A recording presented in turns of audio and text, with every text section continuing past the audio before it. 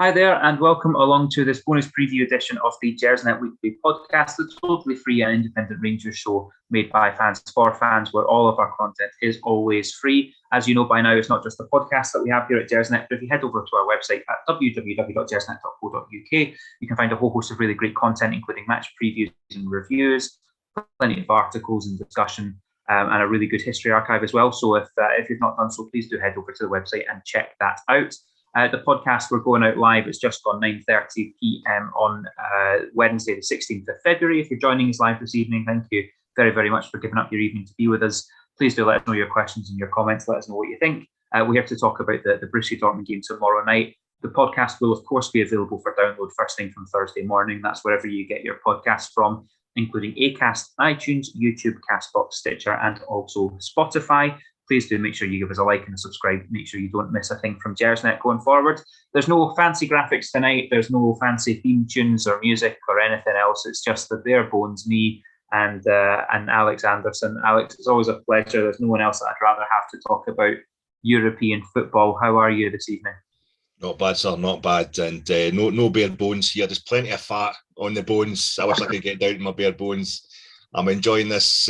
Because we don't have the graphics, I'll just get a bit pretentious and say I'm enjoying this weather. It's very, in the tradition of the German romantic movement, it's Sturm und Drang.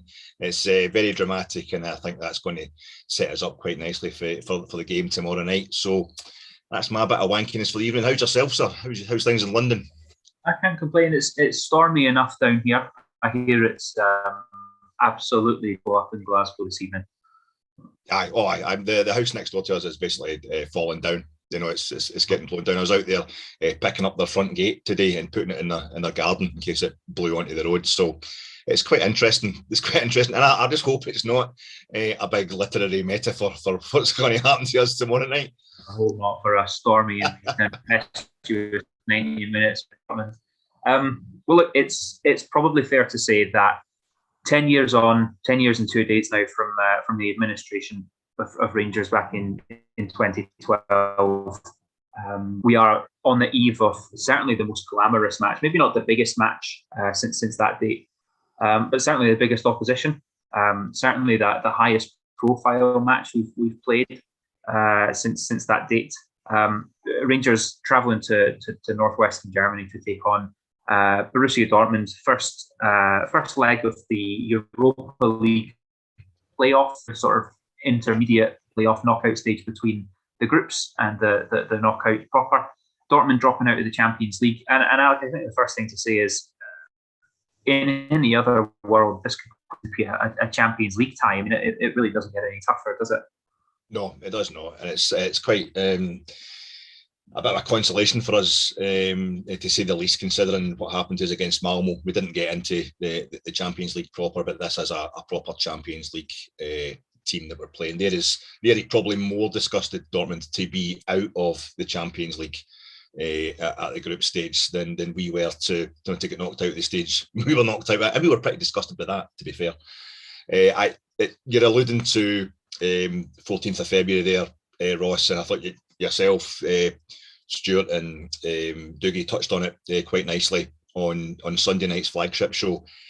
It's amazingly poetic, I think, the way this fixture has landed, the way the most two recent fixtures have landed. To be down at Annan on Saturday, like 2 days before the 14th of February, just kind of striking up another wee rivalry again with our old third division muckers, you know, and to go out there and actually beat them, to be 3-0 up in half an hour with what was 100% a reserve team, 11 changes, of second string players, youth players, and guys struggling for fitness.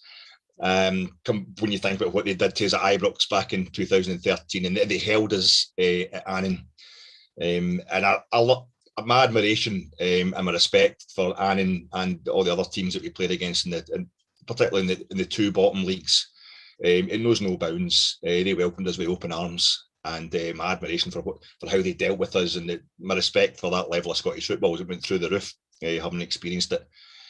And I think I'm going to get a bit long-winded here, but I think it bears talking about to go from that the kind of black and yellows of Annan and, you know, Berwick Rangers, East Fife, you know, Alloa, all these kind of teams that we come up against down there, to go to the Schwarzgelben of Borussia Dortmund on 3 days after the 10th anniversary of going into administration. I think it's just it's you couldn't write it. You know, you wouldn't believe it if it was fiction.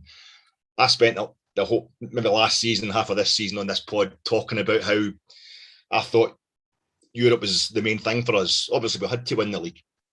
We also had to get to 55. But for me, I thought the rest of Europe doesn't care who wins a league in Scotland. And Europe was, to be back in the group stages was great. 4 seasons in the group stages of European football can never take away, you know, what happened to us in the lower leagues, what happened in 2012. But it seemed to it was a nice kind of salve on the scab. It was going to help the wounds kind of scab up, you know, for every season we had in the lower leagues. You know, it was really lovely to be 3, you know, hitting the post to go 4-1 up against Benfica, and it ends up as a draw. That seemed to kind of cancel out going to Alloa and being 2-0 up in the semi-final of the Challenge Cup and losing 3-2. It was a much nicer pain, you know. But I get it now to have this game tomorrow, and hey, it might, you know, we're going to talk about how great Dortmund are as a team, and it could end up being a sobering experience. I don't think it will, you know. I'm optimistic, but I think just now, to be in this moment tonight, just to really take in where we are and to go back there as Scottish champions to the Westfalen, because we've got an incredible history with Borussia Dortmund.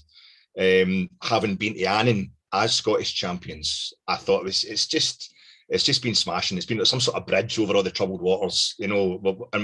We're landing back, and, you know, the kind of Rangers against Dortmund was my childhood. You know, it was through my early adulthood. It's just been an ongoing relationship with that club, and there's just a real magic to it. And if maybe things will all go wrong tomorrow in the park, maybe we won't really have much of a chance against Dortmund. But I think just now, tonight, even just to be in this moment, it's another step back. It's really magical, Ross. Yeah.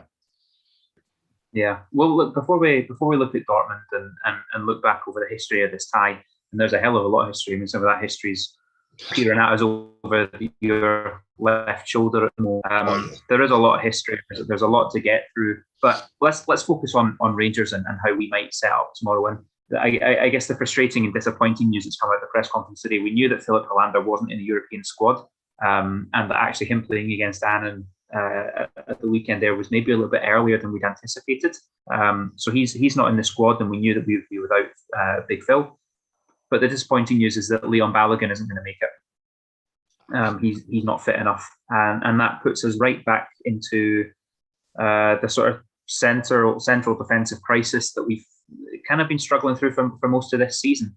Calvin Bassey's filled in there for the most part, and he started his tenure at centre half this season, I think, really, really strongly.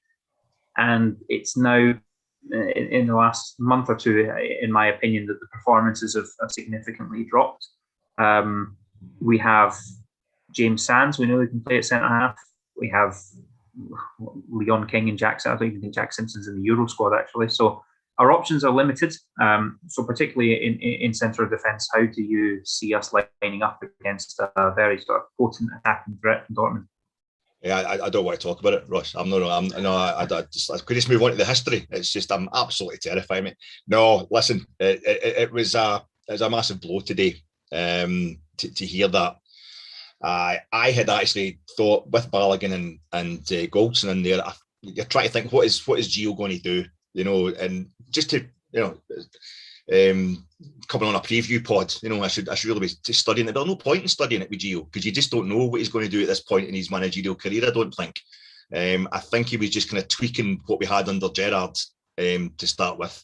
And then when things started going a bit wrong, after the winter break, he's just kind of there basically at half time at Parkhead, and I think that's Gio's team, and he's going to start doing what he wants to do. And I really don't know where that goes. So I had anticipated there was every chance we could even go with 3 centre halves tomorrow night. You know, particularly Balogun. The thing about Balogun is he was born in Berlin. You know, he's played for about 6 different German clubs, you know, all over Germany as well. He's half German. He's got a massive experience in football in general, but in particular with Bundesliga. So it'd been really handy to have him in there. Apart from the fact that he is our other best, after Goldson, he's our other best available centre-half just now. I don't know if we're looking at it, this has been a mistake with Hollander, who's maybe a big Scandinavian Alan McLaren, in which he might look like he's falling to bits at times, but when you look at what he did, he basically had the game won within 2 headers in 5 minutes at Annan in his first game back in months on a plastic pitch. He's I think the big man's a unit, and I think we're now probably regretting not having him in the squad.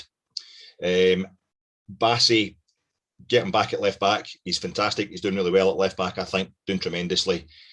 I just can't see a situation where I'm comfortable with him going to centre half. It would need to be desperation, as we're maybe getting into desperation stakes.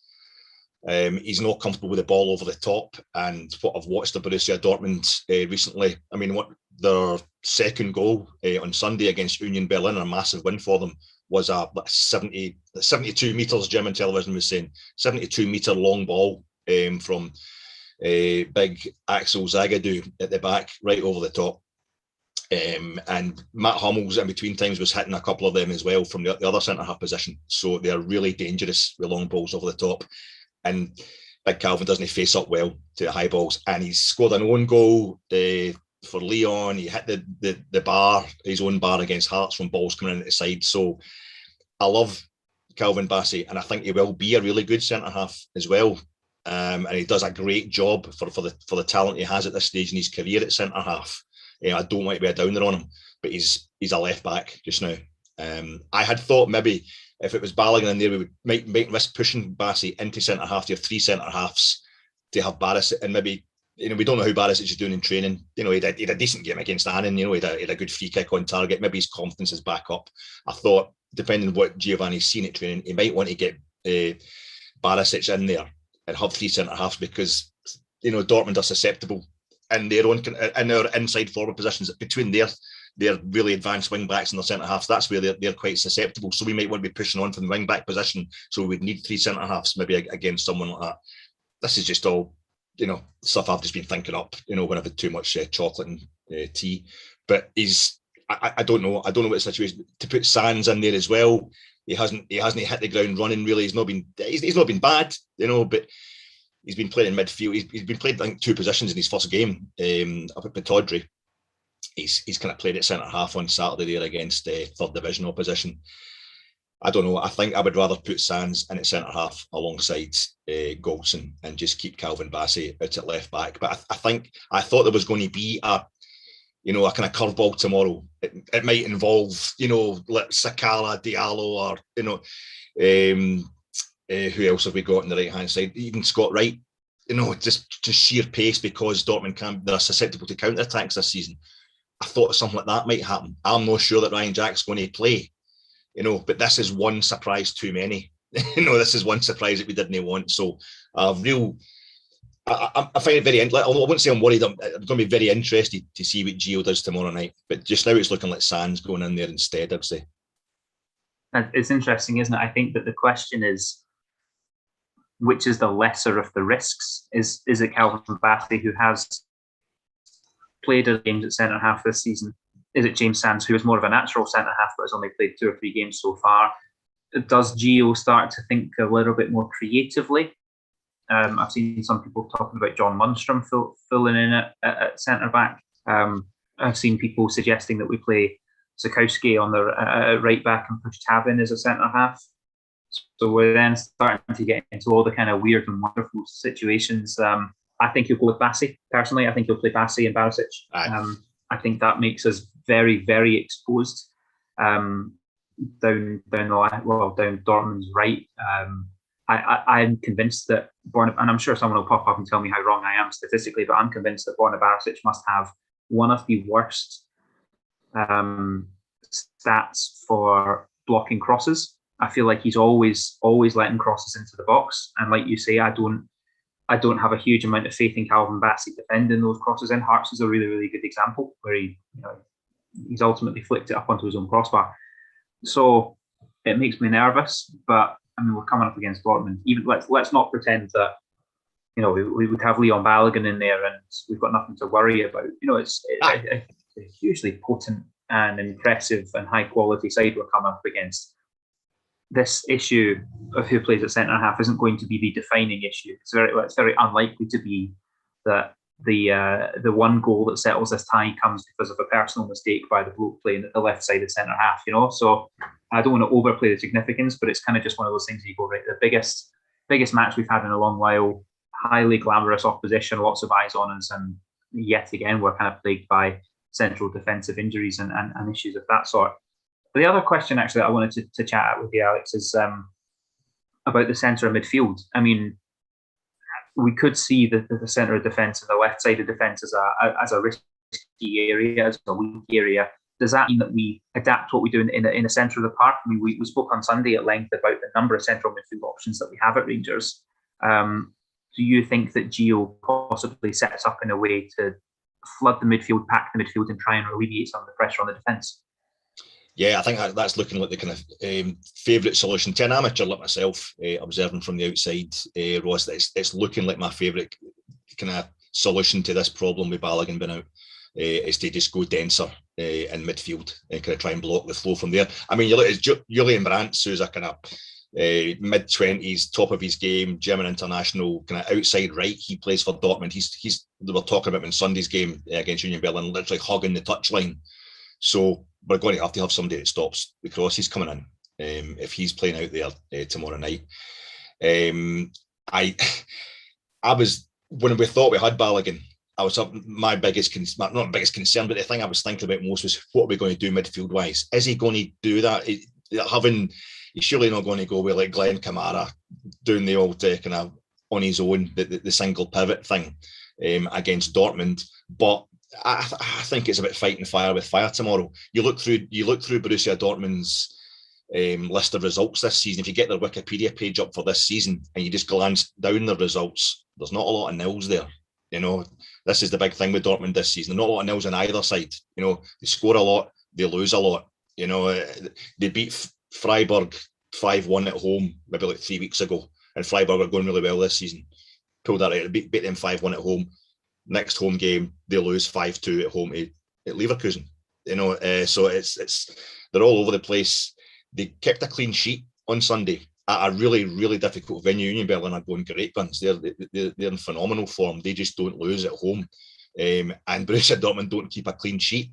They were responding to getting leathered at home by Leverkusen. They were responding to going out the German Cup to second division St. Pauli in the midweek before that. I'm hoping it's a case of they got all the responses out of their system on Sunday, but it's quite worrying that they kept a clean sheet by going with a sitting two. They had Axel Witsel and the kind of Syrian-born German international, which is named Mahmoud Dahoud, who's a cracking little player. They had them ostensibly sitting, but pushing up all the time towards the edge of the Union Berlin box when they get a chance to. So they may be sitting in a bit deeper these days. They may be taking their medicine from those two kind of leatherings they got and decided to sit in a bit deeper. We might just try and counter that by maintaining what we really had against Hearts when we had Ryan Jack sitting with Lundstrom, But I don't know. I don't like the noises coming out. The noises coming out are like, Ryan Jack is all but sure to play, and Erling Haaland is all but sure not to. And as we were saying before the show come on air, to me that sounds like the opposite's going to happen. I don't know if Ryan Jack's just been included in the squad. He's, with his fitness, his injury record, I don't know if he's again not properly fit. And Haaland is, this is what's going to happen. But I don't know. I would like to see is maybe I still hark back to Glenn Kamara, Ryan Jack, Steve Davis, and Steve Davis got a wee run out on Saturday. He played a cracking ball over the top to Fashion Sakala in like the first minute, which just shows what he's all about. Massive European experience. He joined us after Christmas for our last run to a European final back in 2008. He was a massive part of that. So I would if Ryan Jack's available, I would just go with that again. I would just try and get. I don't fancy John Lundstrom for the European stuff. I don't fancy him for tomorrow night. It's cruel because he's done well the last two games. But without kind of neglecting my duties as a preview pod guest, I really don't know. I think that it's fair to say we really don't know how Gio's going to approach this. We need to have enough left in attack And I think maybe if we're only going to go 4 at the back and we're looking to get our wing backs bombing on to get around the back of Dortmund, we would need the 3 sitting across midfield, and then just have the 3 across the front, up top. See, that's exactly how I see it going as well. I think with the potential defensive frailty, and also with the fact that Dortmund can be got at with pace on the counter, it seems to lend itself to that. Pack the midfield, keep it tight, keep it congested in the centre of the park, and allow maybe a Sakala or I think there's a good chance of Diallo getting the game tomorrow to get the ball down and run with pace. Seems like the kind of game that would suit him. So I would probably, given form over the last 6 weeks, I would probably choose Lundstrom over Davis at this point. But and I guess the good thing is that if we can't predict how it's going to go, we've spoken about 2 areas of the park there, the defence and the centre of midfield. Not only have we kind of struggled to pick, the comments in the chat here are some people saying, dear God, please, no, not James Sands. Some people saying, please, not Borna Barisic and Calvin Bassey playing together again. And if we can't choose, if we can't decide, it also means that the Dortmund coaching staff will not have a clue about how we're going to set up tomorrow. And maybe that'll impact the game. Maybe that'll help us. It's very, very difficult to say. But I suppose it's difficult with these 2-legged ties, because you can always say that anything can happen in 90 minutes of football. But Rangers have history in 2008 of doing extremely well and going far in Europe on the basis of playing away legs first and getting a good result, bringing it back to Ibrox and grinding through to the next round. Do you see this as a positive, and maybe playing away is something that we can take advantage of? Yeah, yes. I think I don't think it's going to matter a great deal to Dortmund where they're playing. They're a class outfit.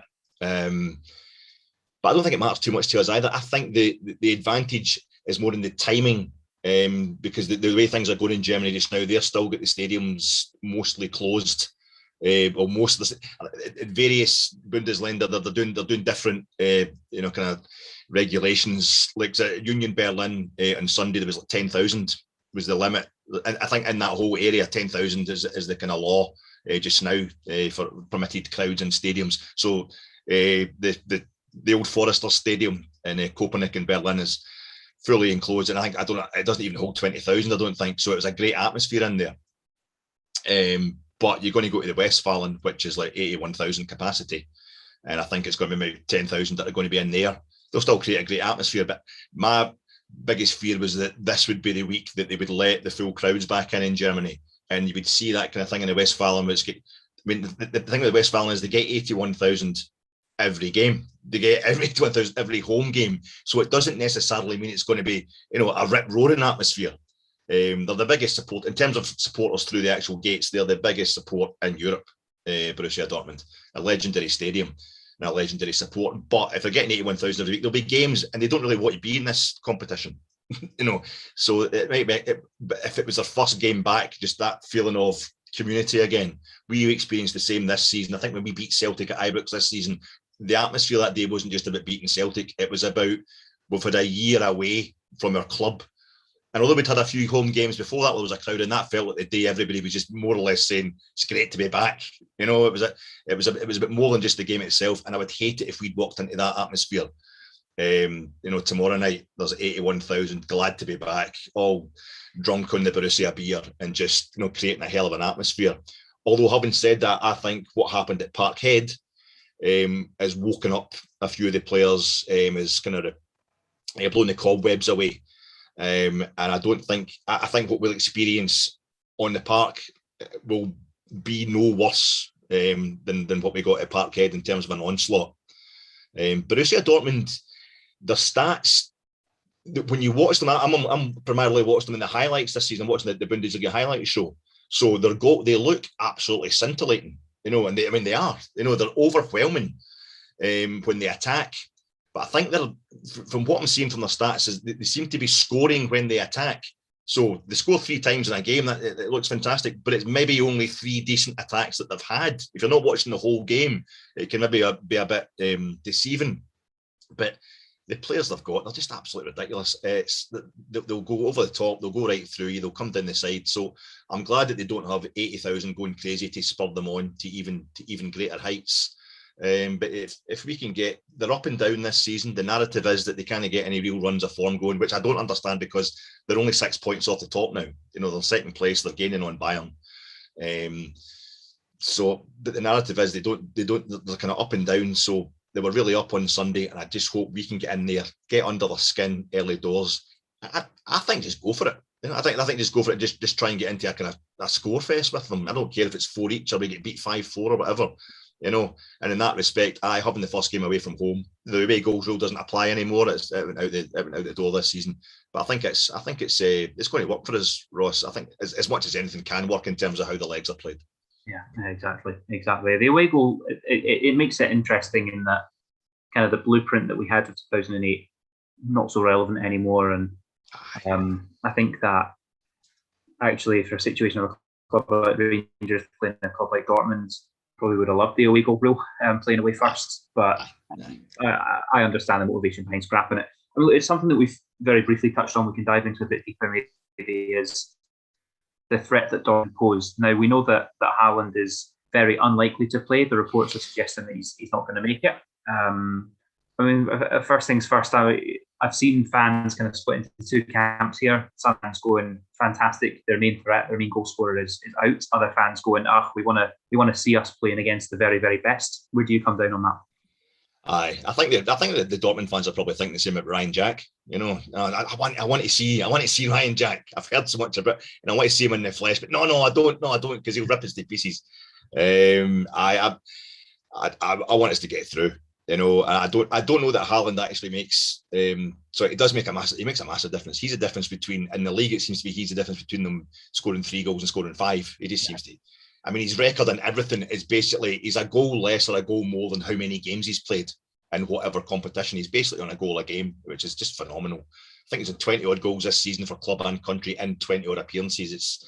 I think it's 75, around about 75 goals in 78 games or something for Dortmund all in, and about 50 odds in the Bundesliga. But he's not, he's been outscored this season quite comprehensively by the real legend that is Robert Lewandowski.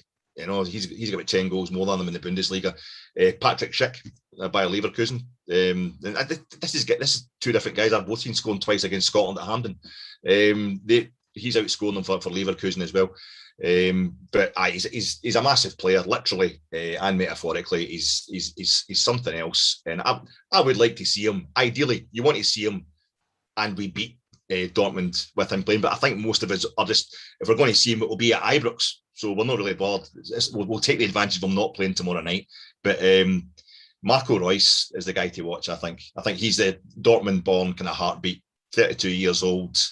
Supposedly a midfielder, but he's everywhere. He's a kind of, he's just a kind of, minister without portfolio. He's coming from deep. He's running into the box. The 2 goals he scored on Sunday were just coming from him overlapping and just running on. Such a majestic looking player, so composed. 45 caps for Germany. I think he's got 15 goals or something like that. Heartbreaking stuff. He missed out in the World Cup in 2018 with an injury at the last time. 2014 when they won the World Cup. He missed out with an ankle injury just before they set off for Brazil. Same again. Injury prevented him going to Euro 2016. Scored a goal against Sweden in the 2018 World Cup. Germany get papped out in the next game. And he just last year he just like, I'm not going to the Euros. I've had enough of this. I'm knackered. I just want to play for Dortmund. But he is a guy to watch. He is utterly majestic. They're all pretty good. You get Jude Bellingham up front as well. He's kind of going over to the left now. In the last couple of games, doing really well. Rafael Guerreiro on the left-hand side, the left back, Portuguese international. He overlaps like nothing else. He spends more time in your box than his own. You've got Matt Hummels, World Cup winning centre half alongside Zagadou at the back. I don't know what's happened with Thomas Meunier, who's the Belgian kind of wing back, who's just ridiculous levels, goal scoring, what have you, on the international stage and at club level. They're phenomenal. Axel Witsel, he was sitting in the middle with the Dahoud on Sunday. He's a nasty piece of work. but a phenomenally cultured footballer, and one of your worst kind of is really huge, but he's really kind of athletic as well. So these are guys we've got to watch. But I think you could be spending so much time watching these guys that you forget to do your own thing. I think that's the main thing for Rangers tomorrow. It's like to Scott Arfield. Do we play Scott Arfield? Because I think Scott Arfield. I know you and Colin have got an ongoing thing about Scott Arfield, but he's been doing so well for us just now. Aaron Ramsey obviously is not going to be fit enough for this, I wouldn't think. He's been doing so well for us just now, Ross, and he's got a great record in Europe. You know, you don't think he's fast enough, but he always seems to be fast enough, Scott Arfield. But he would have to get left out, I think, if we're playing like Sakala or Ahmad. I don't know, but I think we've got to go for it. The main thing is Alfredo's playing, and I would just love it tomorrow night if he's the talk of the town, not some big Norwegian gunk. You know. There you go, Erling Haaland, some big Norwegian gunk. Fine, very good. Look, let's move on to the interesting bit, the history of this tie. And in a way, it's fascinating, isn't it? I mean, the number of times that these two clubs have played each other, the relationship that we've built up on the park in a way, not in a kind of creepy Celtic relationship, in that they're always trying to form relationships with other clubs. But there is a lot of history there. I think I saw Borussia Dortmund, today or yesterday, tweeting sort of photos of Stefan Klos, who was obviously a phenomenal player for both clubs. So there is a strange kind of relationship there. Clearly, you've got a pendant hanging there from our meeting in 1995. What are your abiding memories of Rangers and Borussia Dortmund? It's absolutely phenomenal, the relationship, and you're quite right. I think Borussia Dortmund, they're not a club of affection for in the normal way because I think they're as bad as Celtic when they want to have a relationship with Celtic. You know, we'd rather have a relationship with Hamburg, but there's no avoiding the fact that it's. I mean, we played, for example, it's quite unbelievable. Not just because Giovanni Van Bronckhorst. I mean, they literally have a player playing for them who's named after our manager. Not because of some kind of distant admiration or coincidence. It's his godfather. Our manager is a godfather, you know. Giovanni Reina, whose dad, Claudio Reina. I mean, it's not just that they played together at Rangers, Claudio Reina and Giovanni. They both missed penalties. I said this before the draw was made. They both missed penalties against Dortmund the last time we played Dortmund at the Westfalen, you know. And the guy who missed the penalty for Dortmund that night in the shootout, Chris ends up signing for Rangers, Christian Nillinger. You know, it's unbelievable. And yeah, it's our kind of golden anniversary of winning the Cup Winners' Cup. It's Dortmund's silver anniversary of winning the Champions League. We played them in 66, 67. They won the Cup Winners' Cup. I mean, they won the Cup Winners' Cup final in Glasgow. They beat Liverpool in 66. We've played a Cup Winners' Cup final in Glasgow, you know, at Ibrox. There was a two-legged final when Rangers played at the Cup Winners' Cup, and we lost it 2-0 at home to Fiorentina. Borussia Dortmund have lost 3-1 at home to Juventus when they lost over two legs to them in a European final. They won the European Cup, the Champions League, in Bayern Munich's ground. They've lost the Champions League final to Bayern Munich in 2013. We have lost a Cup Winners' Cup final to Bayern Munich the same season that we beat Dortmund in the Cup Winners' Cup in 67. And we played the final in Bavaria, same as Dortmund. It's Willie Waddle, I'm sure, went to the Westfalen and he modelled the rebuilding of Ibrox on the Westfalen, which was built for the 74 World Cup.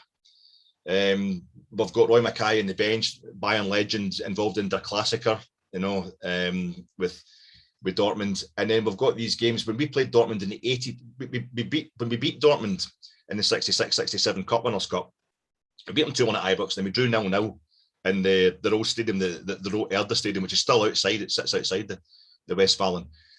That was Dortmund's last game in Europe for 16 years.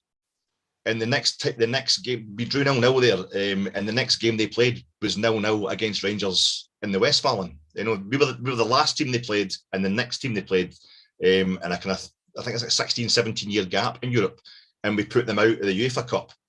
And the following season, it was another 5 years before they got back into Europe, and they met Celtic, and luckily they beat them in the UEFA Cup. So I grew up, I wasn't at the first when we played them in the 82-83 UEFA Cup, but talking about my relationship with them, I just remember my next door neighbour. It was the days of the sports scene. You know, you watch the highlights and you try to avoid the score. I was only like 12 years old at the time. And I just remember my neighbour next door, Big Tam, saying, "Do you want to know the score?" He'd been listening to it on the radio. I says, "No, you're all right, Tam. I'm going to watch it tonight." He says, "Okay, but you'll be pleased." Subtle, Tam. I worked out what was going on. So that was the start of my relationship with Dortmund. I was at the game, obviously, the first time I saw them. It was we played them in the Champions League, 95-96, and then I saw them again. The only other time I saw them was when we had the great night against them, the first leg in that UEFA Cup tie in '99, where we beat them 2-0 with Jurgen Kohler, a World Cup winning centre half, scoring an own goal for us. So on yourself, Matt Hummels, tomorrow night, bit of history. Repeat that, please. It's a tradition, Matt. And then we had the 23-24 pass goal with Rod Wallace put away, which was absolutely magnificent. And there was no way I could see us losing that tie. And we did. We chucked it in the last minute, went to extra time and out in penalties. But tomorrow night, we play Borussia Dortmund for the 9th time. The 9th match against them, the 5th tie in Europe. That takes them level with Bayern Munich. Unbelievable. The German Klassiker, Bayern Dortmund, and that's the two clubs we've played most in Europe. And we play them at Ibrox. It'll be the 10th time we've played them in Europe. The first club that we've ever played 10 European matches. So it's an unbelievable relationship. I think they've played Real Madrid something like seven different ties over the years. So they've got a relationship with a slightly bigger club than us. But it means the world to us in a way that goes beyond just one of their players being named after our manager. Yeah, all of these different things. It does bring I don't know, maybe a special sentimental feeling to the tie. It's clearly a wonderful occasion for us, and it is a little poignant that we're 10 years on from our darkest day. And you know, let's think, where were we on not necessarily on the 14th of Feb 2012, but say the 17th of Feb, when the situation was happening, and we're 3 days on. And do you remember that period of just questioning, what the hell's going on, and what are we going to do next, and where do we go from here? To think 10 years on from that day, where we're back in Dortmund. Look, I say this every time. I've said this for every European tie over the last 2 years. It is a tragedy there's not more of us there. 10,000 in that stadium is not enough. 500 Rangers fans in that stadium is not enough. We probably all have one or two pals who have managed to get there, maybe gone with a ticket, maybe gone without a ticket, who are currently in bars in Dusseldorf and Bochum and Cologne, having the time of their lives. But that's 1/10 of the number of Rangers fans that should be there tonight. That's a shame again. Yeah, short term, you've never mind the 10-year thing and what it means historically for us. Just short term, it's nobody got to see us playing Benfica or those two classic games against Standard Liège and Royal Antwerp last season. That was a small tragedy for everybody involved. So it's smashing to have Dortmund back. Look, we Feyenoord, Porto, Benfica. You know, for me, just like the third greatest name in European football. These are clubs that have all won the European Cup as many or more times than Dortmund. So we've been having these magical nights. Steven Gerrard's kind of helped solve, the pain of what happened in the lower leagues. And Gio's been part of that this season. Without Gio arriving, we might not have got through this group stage. But I think, as you say, mate, it's the fact that we're now Scottish champions of Scotland, and to go back to playing a massive European name that was such a part of our life before 2012, the kind of normality that I grew up with, it really kind of means so much, and it's just great to be having these guys. Listen, I'll just say this to you: every time Rangers played, all but one of the times we played Dortmund previously, we played another German team in Europe that season. Obviously we played Bayern in 66, 67, we had played Bayern already in the Champions League group stages. The last time we met, the season we met Dortmund last, we played Cologne the game after we played them in the 82-83 UEFA Cup, and Cologne gave us a bit of a doing over there to put us out. But there's a kind of thing, there's a lot of other German teams left. I think RB Leipzig, they're playing tomorrow night, but you've still got Bayer Leverkusen and Eintracht Frankfurt waiting in the round of 16, so the last 16. So looking for kind of omens. You've got that, and also, when we won the Cup Winners' Cup, we had a 1-1 draw in France against Rennes in our first game. We've already had a 1-1 draw in France this season, and that season, Sporting Club de Portugal, they didn't. The referee wrongly applied the penalty shootout rule. He forgot about the away goals rule. In the moment, Sporting won the shootout, so they paraded round the stadium having a lap of honour in their own stadium, despite the fact they were beaten. And last night, I watched Sporting Club de Portugal parading round the stadium, having a lap of honour with their fans, despite the fact they'd been quite thoroughly beaten. So the finals in Spain, there's a team from Moscow still in it. I'm not trying to get ahead of myself here, Ross, but I think if you're going to go down the insane omens route that I like to go down, we've won this tournament. Well, look, this is the thing, right? Tomorrow's a massive occasion. Tomorrow's a wonderful occasion, and to a large degree, it's a celebration of where Rangers have got back to. And there have been plenty of celebrations over the last sort of 6 to 12 months. But over the last few years of 4 years of group stage football, some phenomenal results. But tomorrow really is it's a special occasion. And whether you're looking at it pragmatically and going, we're probably in line for a bit of a pumping from a powerhouse of European football, or whether you believe in horoscope, astrology, birthday card pish, right? That's what you believe in. There's plenty of reasons to get behind that. It's a hugely sort of special occasion for all of those reasons. So let's enjoy it. And there's stranger things have happened in football. I was about to reference the fact that Salzburg have beaten Bayern Munich tonight. I just checked and they haven't. Bayern equalised, I think. So that means that there's still an upset to be had this week, and it could be us. There's no reason why we can't. No one thought we'd get a result against Porto. No one thought we'd get a result against Benfica. Yeah. Why not? Let's enjoy it.